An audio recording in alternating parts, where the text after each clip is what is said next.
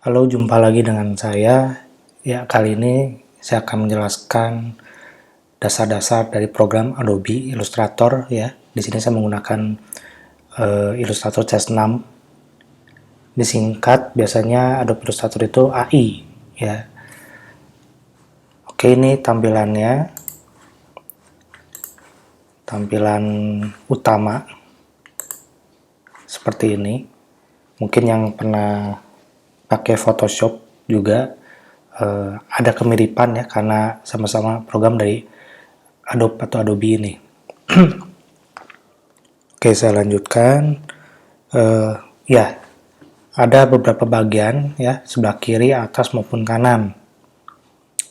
Untuk pertama itu ada toolbox di sebelah kiri ya. Jadi di sini banyak tombol ya yang bisa dipakai. Nanti akan dijelaskan sekaligus dengan kasus-kasus tertentu ya, agar lebih langsung dapat dipahami. Lalu di bagian atas ya ada menu bar atau juga main menu ya. Ini tampilan ini juga umum seperti program-program lainnya. Ada file gitu ya, dimana untuk bikin yang baru, new, ada open dan sebagainya. Untuk di bagian file ini ya tadi yang sudah saya sebutkan, seperti membuat dokumen baru ya, menggunakan template, membuka file, membuka dokumen hasil editing terakhir, ini open recent file ya. Lalu juga ada cara menyimpan atau save ya, karena di sini belum ada proyek yang dikerjakan, jadi tidak bisa dipilih dan warnanya abu-abu ya, artinya tidak dapat dipilih. Lalu ada import data juga ya, ada import, ada export. Oke, selanjutnya kita ke edit ya. Di sini berfungsi untuk melakukan editing atau perubahan terhadap desain.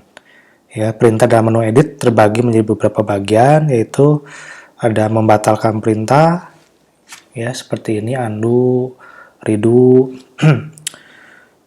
Lalu penggandaan, penyalinan, pengambilan dan penghapusan objek dari artboard ya. Ini cut, copy, paste dan sebagainya. Lalu ada pencarian dan penggantian data, membuat pattern atau pola di dalam desain ya, melakukan pengeditan terhadap desain, setting untuk mencetak file PDF ya, color mode juga ya. Di sini bisa kita ubah warnanya CMYK, grayscale atau RGB. Ya, melakukan penggantian komunikasi shortcut juga ya, di sini keyboard shortcut. Semuanya ada di bagian edit ya. Lalu kita ke sebelahnya ada objek. Menu objek berfungsi untuk melakukan modifikasi terhadap objek ya. Perintah dalam menu objek terbagi menjadi beberapa bagian ya. Ada transformasi objek ya, termasuk memindahkan, merotasi. Di sini transform ya, mengubah ukuran. Lalu ada mengatur urutan objek, melakukan group dan ungroup ya. Ini group dan ungroup, yang bisa dipilih juga karena belum ada proyek yang dikerjakan. Mengunci dan menyembunyikan objek ya. Lalu melakukan konversi objek, pengeditan teks dan interactive action, pembuatan grafis dan lain-lain, semua ada di sini ya. Oke, selanjutnya type ya, menu type berfungsi untuk pengeditan terhadap teks atau huruf ya. Perintah dalam menu tab terbagi lagi menjadi beberapa bagian. Ada mengganti style, ukuran font, penggunaan style font yang terakhir digunakan ya. Font, ini recent font, yaitu penggunaan font terakhir ya, ini ukuran. Bisa diatur juga uppercase, lowercase ya, seperti di Microsoft Word, Office ya. Oke, saya lanjut ke select. Menu select berfungsi untuk melakukan seleksi objek dengan cepat ya. Perintah dalam menu select terbagi menjadi beberapa bagian. Ada menseleksi semua objek ya, menghilangkan seleksi dan membalikan seleksi ya. Di sini di select, inverse ini membalikan. Melakukan seleksi objek berdasarkan urutan objek, bisa juga menyimpan seleksi dan memanggil seleksi yang tersimpan. Ini ya. Selanjutnya kita ke menu efek. Ya, ini juga ada kesamaan, kemiripan dengan Adobe Photoshop. Ya. Menu efek digunakan untuk melakukan eksplorasi atau manipulasi objek. Menu tersebut mempunyai kelebihan tersendiri karena dengan menu efek Anda bisa mengembangkan imajinasi dan kreativitas seni. Ya, semua ada di sini, bisa dicoba nanti ya kalau sudah membuat lembaran kerja baru. Lalu selanjutnya ada view. Ya, menu view menyediakan berbagai alat bantu untuk keperluan mendesain, merancang, dan mengedit objek. Perintah dalam menu view terbagi menjadi beberapa bagian, ya, melakukan pengaturan preview artwork, mengatur jarak pandang terhadap objek, mengatur tampilan outline tanpa menampilkan objek-objek lain, juga melakukan pengeditan pad. Ya, semua di sini ada zoom juga, ya. Bisa full screen ya. Selanjutnya ke window ya. Window ini berfungsi untuk penampilan aplikasi dokumen yang sedang dibuka ya. Perintah dalam menu Windows terbagi menjadi beberapa bagian, yaitu mengatur tampilan Windows secara cascade atau tile ya. Lalu ya di sini ada pilihannya, area kerjanya mau seperti apa. Kalau yang dasarnya, basicnya, esensial gitu ya. Kalau kita mau buat web, tampilannya seperti ini ya, ada perbedaan web. Lalu misalnya tipografi ya, jadi disesuaikan area kerjanya. Saya kembalikan lagi ke esensial ya, ya seperti ini. Menampilkan semua materi yang dapat membantu dalam pembuatan desain. Ya, ini ya, ini panel ya atau palet. Jadi seperti ini color ya, ini sudah ada checklist ya. Checklist ini artinya nyala panelnya. Oke, selanjutnya ke help. Menu help berfungsi untuk memberikan informasi yang berkaitan dengan AI ya. Banyak informasi yang dapat Anda peroleh dari menu ini dengan cepat dan efisien. Perintah dalam menu help terbagi menjadi beberapa bagian, yaitu memberikan informasi tentang penggunaan AI, memberikan informasi tentang fasilitas dan fitur terbaru AI, memberikan informasi tentang cara-cara mendesain dengan AI, memberikan informasi tentang welcome screen, lalu juga memberikan informasi tentang bekerja dengan bitmap. Ya. Nah, terkhusus dengan AI di produk Apple ya, OS X. Di sini ada kelebihan, kalau kita ketik nanti dia akan mencari ya. Misalnya saya ketik kata shadow, maka otomatis dia akan mencari yang berkaitan dengan kata shadow, yaitu di sini drop shadow ya, ada di efek stylize ya, efek stylize drop shadow. Ya, ini kelebihan program Adobe kalau memakai produknya Apple ya, seperti MacBook, iMac ya, dan sejenisnya. Oke, selanjutnya kita coba buat file new. Namanya bisa terserah kita gitu ya. Misalnya latihan, profile pun bisa pilih ya. Kita mau ngerjainnya untuk apa nih? Untuk print, buat web, device ini gadget gitu ya, atau smartphone, video film ya. Di sini kita untuk coba print, kita isikan satu. Untuk ukuran bawaan dari sananya seperti ini, ada letter, legal, A4 dan sebagainya. Kita pilih A4 ya, yang umum. Ini satuannya bisa pilih poin, milimeter, senti, kita pilih senti ya. Otomatis A4 ya, seperti ini, 21 kali 29,7 cm ya. Untuk bleed kita kosongkan saja. Untuk warna ya, di sini SMYK RGB, mungkin sudah ada yang tahu, jadi saya jelaskan secara simple saja, secara sederhana dan singkat. Mungkin sering kalian mendengar RGB gitu ya. RGB ini red, green, blue. Ini warna-warna yang ditampilkan pada media-media elektronik ya, seperti layar monitor, layar TV, layar handphone atau smartphone. Dia memakai RGB ya. Nah, kebalikannya CMYK ini ya kepanjangannya cyan, magenta, yellow, dan black ya, atau hitam. Empat warna ini yang dipakai untuk di media cetak atau media print ya. Jadi pastikan outputnya apa gitu ya. Kalau outputnya cetak, kita pilih CMYK. Kalau hanya untuk di layar, kita pilih RGB ya. Kita pilih kali ini RGB saja. Nah, di sini ada raster effect. Ini resolusi ya, semacam resolusi kepekatan. Jadi saya jelaskan secara singkat juga. Ada high, medium, dan screen ya. Untuk screen ini ya untuk layar-layar media-media elektronik ya, layar laptop, smartphone gitu ya, dan juga TV. Medium ini jauh lebih tinggi ya, lebih rapat, dan high ini biasa untuk media cetak gitu ya. Kalau menurut pengalaman saya, saran saya lebih baik kita di awal memakai yang high ya. Karena apa? Lebih baik kita buat di awal yang resolusi tinggi. Kalau memang kita mau butuh nantinya dikecilkan, tidak masalah, tinggal dikecilkan.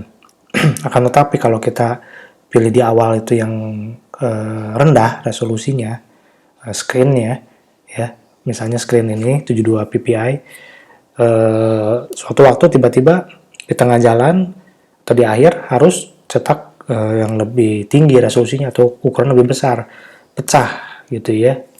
Jadi saya sarankan lebih baik yang tinggi gitu ya.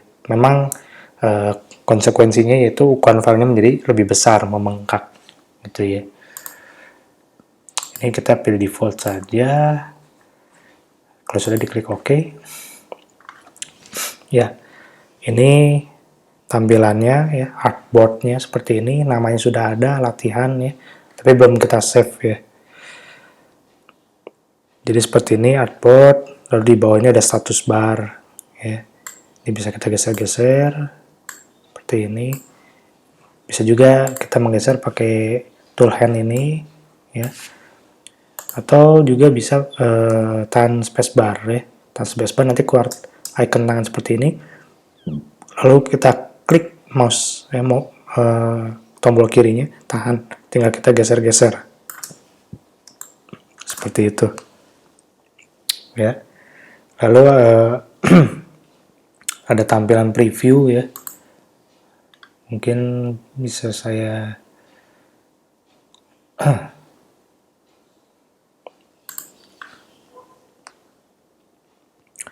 ya, ini preview ya, seperti ini ya.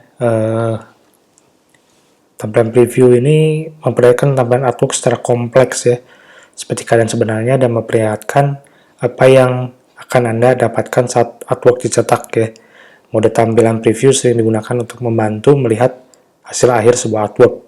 Semua efek pewarnaan, bentuk, dan efek gambar lainnya akan terlihat pada mode ini. Mode tampilan ini menuntut performa kinerja komputer yang baik ya, terutama untuk objek ilustrasi yang menggunakan pewarnaan gradient, mesh, blending, filter, dan efek. Pada komputer dengan memori Vega terbatas, proses kerja komputer akan sedikit lebih lambat ya, karena banyaknya elemen dan kompleksitas warna yang harus dipresentasikan pada layar monitor ya, untuk preview. Sedangkan untuk outline ya, ini sudah outline. Mode tampilan outline akan memperlihatkan tampilan artwork berupa garis-garis luar dari suatu objek. Mode ini sering digunakan untuk membantu mempercepat proses kerja karena selain artworknya yang tampil tanpa pewarnaan maupun efek, kinerja komputer menjadi lebih cepat, mengingat Illustrator tidak lagi membutuhkan proses redraw setiap terjadi perubahan gambar pada monitor. Ya. Pilihan ini tepat digunakan untuk mengedit bentuk-bentuk objek dengan tampilan kaya warna dan penuh efek. Artwork dengan tampilan warna dalam bentuk efek gradient, blending, ataupun gradient mesh akan tampil berupa garis-garis pembentuk dari efek tersebut. Oke, saya kasih lihat ya. Saya seperti ini.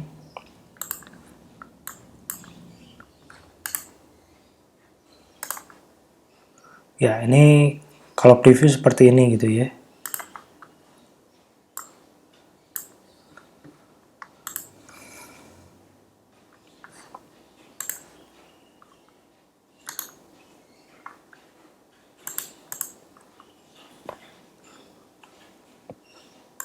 Saya kasih drop shadow, preview. Ini juga saya kasih ya. Langsung saja apply. Oke, ini preview seperti ini. Kita lihat kalau outline. Ya, kalau outline hanya begini gitu ya. Hanya outline-nya saja. Itu yang membedakan.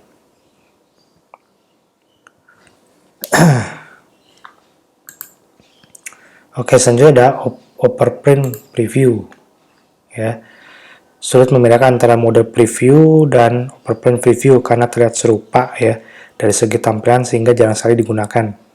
Tampilan mode biasa digunakan untuk menampilkan warna-warna yang di overprint pada hasil cetakan. Ya. Proses overprint preview dapat Anda lakukan dengan menggunakan palet atribut ya, di mana Anda harus terlebih dahulu mengaktifkan objek dengan warna yang akan di overprint. Jadi jarang sekali memakai overprint ya. Lalu ada pixel preview. Ya, meskipun AI ini program grafis vektor ya, program ini memiliki fasilitas untuk menampilkan gambar seperti layaknya objek yang diolah menggunakan program grafis bitmap, misalnya Photoshop. Mode tampilan pixel preview menampilkan artwork Illustrator dalam bentuk pixel ya atau gambar bitmap. Dan mode tampil ini gunakan sebagai alternatif selain mode preview karena dari segi tampilan hampir tidak ada perbedaan. Hanya saja jika gambar diperbesar akan tampak perbedaannya, yaitu gambar bitmap akan tampil berupa pixel berbentuk kotak-kotak. Ya. Oke, itu penjelasan dari preview outline dan sebagainya. Ya. Nah, tadi kan ini sudah buat file new ya. Bagaimana caranya untuk menyimpan? Kita pilih file, ada beberapa pilihan, ada save, save as, save a copy. Yang paling umum kita pilih save ya. Ya, di sini namanya apa? Tadi kan sudah kita buat latihan. Berarti latihan.ai. Ya, sini ada pilihannya. Kalau sudah diklik atau saya pilih dulu lokasinya di desktop ya. Lalu saya pilih save. Nanti ada keluar pilihan seperti ini, versinya mau seperti apa ya.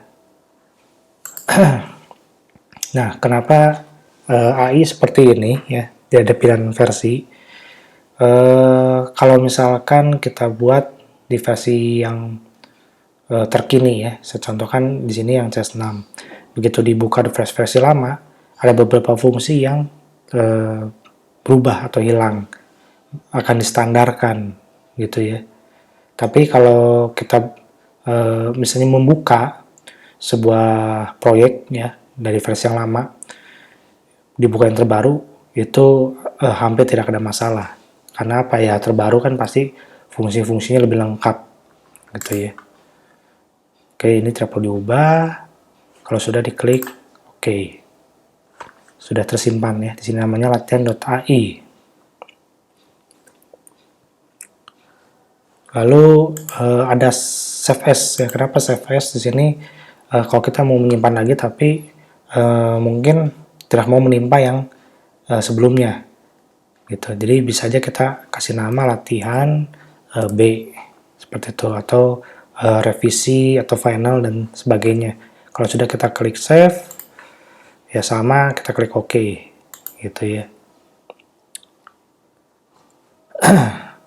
Oke, selanjutnya, nah kita bisa mengembalikan ya. Kita menggunakan undo. Jadi kita undo drop shadow. Nah, seperti ini.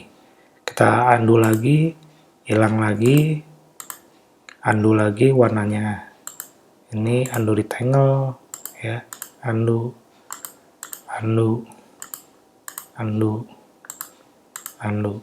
ya. Jadi seperti kembali awal. Tapi kalau kita mau redo ya, jadi menjalankan lagi, diadakan lagi, yaitu redo ya, seperti ini. Terserah tahapannya mau sampai mana, misalnya sampai tahapan sini gitu ya. Ya udah, tinggal kita edit lagi ya sesuai yang mau kita kerjakan. Oke, selanjutnya ada di sini dokumen setup ya. Mengatur kembali setting dokumen kerja ya, dapat Anda lakukan melalui kotak dialog dokumen setup ya. Tadi sudah saya klik di sini dokumen setup. Pada kotak dialog tersebut Anda dapat mengatur kembali ukuran dokumen ya, dokumen kerja maupun satuan ukurannya. Berikut orientasinya ya. Satuannya ini edit artboard ya, bisa kita potong lagi seperti ini, diubah lagi, terserah kita ya. Ini nama artboardnya bisa seperti ini. Kalau tidak jadi, tinggal kita klik escape ya, di undo saja ya, Command Z atau Ctrl Z. Selanjutnya bagaimana kita mengekspor ya image DI ini ke program lain.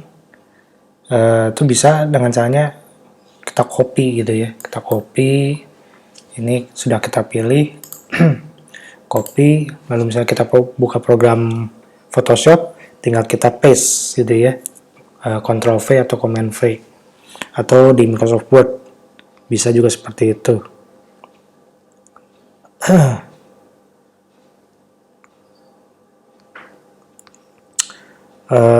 Oke, saya kasih contoh lain.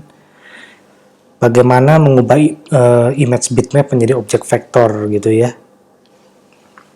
Kita ambil contohnya ini ya. Misalkan ini JPEG, saya drag ke sini.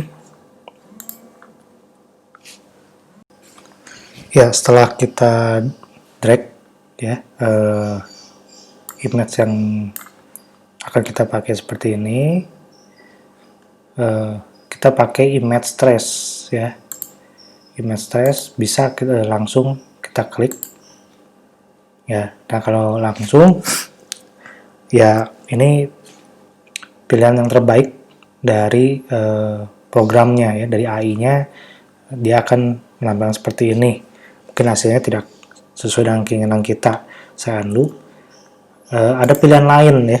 Pilihan lain di sini ada beberapa pilihan, bisa dicoba. Misalnya high fidelity photo. Ya, hasilnya seperti ini ya. Masih bentuknya masih menarik ya, ada gradasi, ada shadow, ada highlight dan sebagainya. Ini hasil tracingnya seperti ini.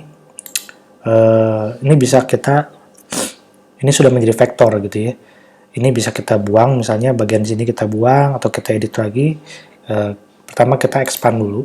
Nah, ini sudah pecah ya, terjadi jadi beberapa bagian. Lalu kita klik kanan, ada pilihan ungroup ya. Nah, ini sudah tidak menjadi satu grup. Ini bisa kita ubah-ubah, bisa kita geser. Misalnya bagian sini, saya tarik ke sini. Nah, ya. Buktinya ini sudah menjadi vektor, bukan bitmap lagi. Ini saya undo. Oke, saya undo lagi. Ya, ini masih berupa JPEG tadi ya. Ya, bisa dicoba macam-macam. Bisa black and white, ya.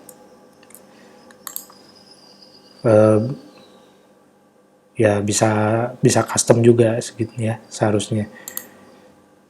Oke, ya, silakan dicoba, tergantung dari file yang akan kita kerjakan. Oke, itu tadi penjelasan dari saya mengenai dasar-dasar dari Adobe Illustrator ya. Di sini AI CS6 yang bagian utama ya. Jadi nanti akan saya jelaskan lebih lanjut apa saja sih, khususnya di bagian sebelah kanan ini ya, panel-panel ini. Mungkin langsung ke studi kasusnya gitu ya. Jadi kita langsung tahu penggunaan dari panel-panel ini semua dan tool-toolnya juga. Oke, sekian dari saya. Jangan lupa untuk like, subscribe, dan share video ini. Sampai jumpa lagi. Terima kasih.